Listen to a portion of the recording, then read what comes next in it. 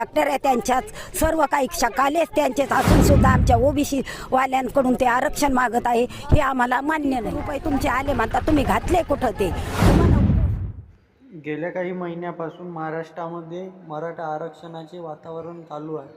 त्यामध्येच लक्ष्मण हाके यांनी सुद्धा ओबीसी बचाव करण्याकरिता ओबीसी आरक्षणातून आरक्षण देऊ नये अशी हा आमच्या गावचा नाही, हा आमच्या गावात ठाण मांडून बसलेला आहे. हा कुठला आहे हे आम्हाला माहीत सुद्धा नाही. 10 महिने झाले आमच्या गावात होता, ते खूप त्रास द्यायला त्याने आम्हाला. आता आमच्या ताटातले ते घेऊन राहिले ना, तर आम्ही आता त्यांना देणार नाही.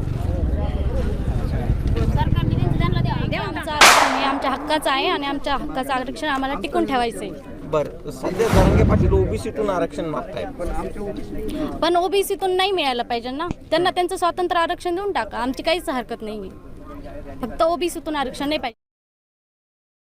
ओबीसीतून आरक्षण मिळू नये अशी लोकांची मागणी ठरत आहे. वर्षापासून शांत आहे, पण आमच्या ओबीसीला हात घातल्यामुळं आमचं प्रकरण चिघळलेलं आहे.